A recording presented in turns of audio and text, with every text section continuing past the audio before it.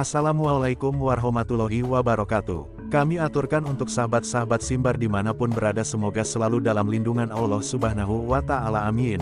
Kami akan menggali tentang sejarah pencak silat Debus Banten. Debus merupakan salah satu seni bela diri yang menampilkan sebuah ketangkasan yang berasal dari Banten.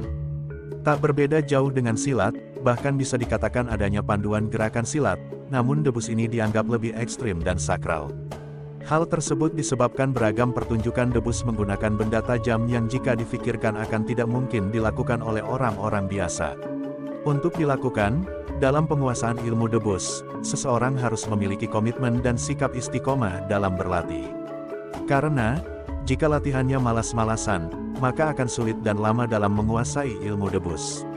Lalu, kapan sebenarnya ilmu debus ini dikenal dan diperkenalkan di Banten? Kesenian debus yang berasal dari Jawa Barat ini diciptakan pada abad ke-16, tepatnya pada masa pemerintahan Sultan Maulana Hasanuddin Banten yang berkuasa sejak tahun 1532 sampai tahun 1570. Jika ditelisik dari segi bahasa, kata debus ini berasal dari bahasa Arab yang memiliki arti senjata tajam yang terbuat dari besi, mempunyai ujung yang runcing dan berbentuk sedikit bundar.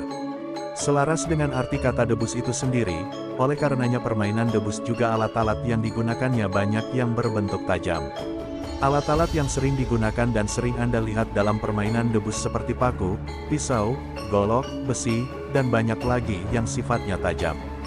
Namun, menariknya bahkan bisa dikatakan jiwanya permainan debus adalah, saat dikenai alat-alat tajam tersebut, para pemain debus tidak terluka sama sekali meskipun dihujam dikenai berkali-kali. Bahkan, bukan hanya pemain, saat semisal golok digesekkan ke tubuh penonton, dan penonton pun tidak terluka, asalkan dengan catatan yang melakukannya adalah pemain debus tersebut. Untuk itu, berdasarkan pemaparan di atas, debus ini merupakan kesenian tradisional asal Banten yang mempertunjukkan kemampuan manusia yang luar biasa.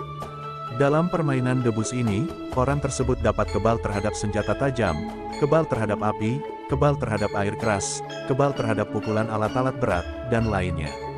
Termasuk, dapat menunjukkan atraksi keren lainnya yakni mampu memasukkan benda ke dalam kelapa utuh, menggoreng telur di kepala dan lainnya. Lebih lanjut, atraksi-atraksi yang dapat Anda temui dalam pertunjukan permainan debus seperti menusuk perut dengan benda tajam atau tombak, membengkokkan besi dengan leher dua pemain, mengiris tubuh dengan golok, berguling-guling di tumpukan beling, makan bara api, memasukkan jarum yang panjang ke lidah, kulit, pipi sampai tembus namun tidak terluka, mengiris anggota tubuh sampai terluka dan mengeluarkan darah tetapi dapat disembuhkan saat itu juga, menyiram tubuh dengan air keras sampai pakaian yang melekat di badan hancur, mengunyah beling, serpihan kaca, membakar tubuh, dan banyak lagi atraksi-atraksi lainnya yang menegangkan yang tentunya mampu memicu para penonton. Demikian penjelasan mengenai sejarah dan detail permainan debus asal Banten. Berbeda dengan debus dari daerah lainnya, seni debus pusaka Banten memiliki ciri khas yaitu penggunaan senjata berbentuk godo dengan ujung seperti pahat. Siapa tidak kenal debus, kesenian bela diri yang banyak dijumpai di setiap provinsi yaitu Aceh, Minang, dan Banten yang mempertunjukkan kemampuan kekebalan tubuh, serta janggal, mereka yang turut serta dalam atraksi debus seolah kebal terhadap senjata tajam, api, hingga air keras. Konon, atraksi debus pertama adalah seni debus pusaka yang berasal dari Provinsi Banten.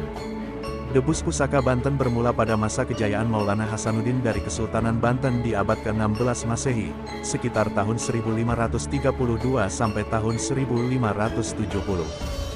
Debus pada saat itu digunakan untuk mengobarkan semangat juang rakyat Banten dalam melawan kolonialisme keji yang dilakukan oleh Belanda. Kesenian debus pusaka Banten merupakan kombinasi antara seni tari dan suara.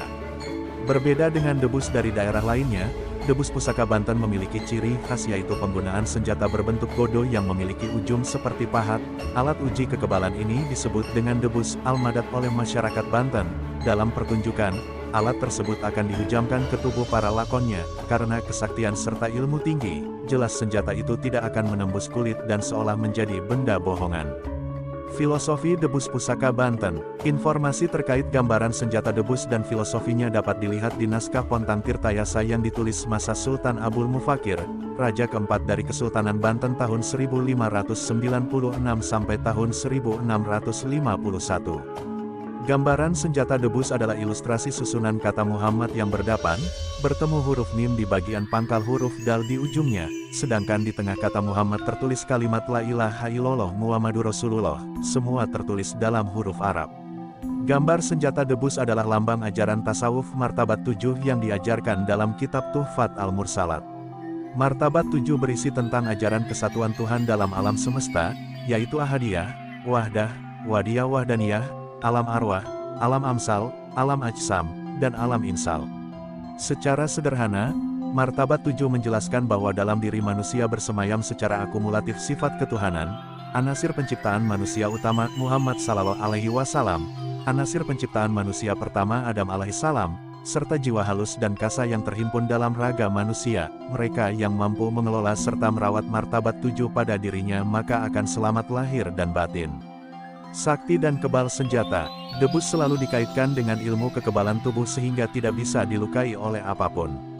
Tubuh yang tidak tertembus senjata ini merupakan pembuktian manusia yang selamat. Mengapa mereka kebal senjata? Sebab mereka mampu mengelola dan merawat potensi martabat 7 yang ada dalam dirinya layaknya sebuah ruang kosong. Tubuh yang dihujam debus tidak terluka maupun berbekas, karena sejatinya senjata tersebut hanya mengenai ruang kosong. Ruang kosong adalah wujud ahadiyah Allah Subhanahu wa Ta'ala, sedangkan debus menjadi wujud wahidiyah wahdaniyah, perpaduan antara anasir Muhammad Sallallahu Alaihi Wasallam dan anasir penciptaan Adam alaihissalam.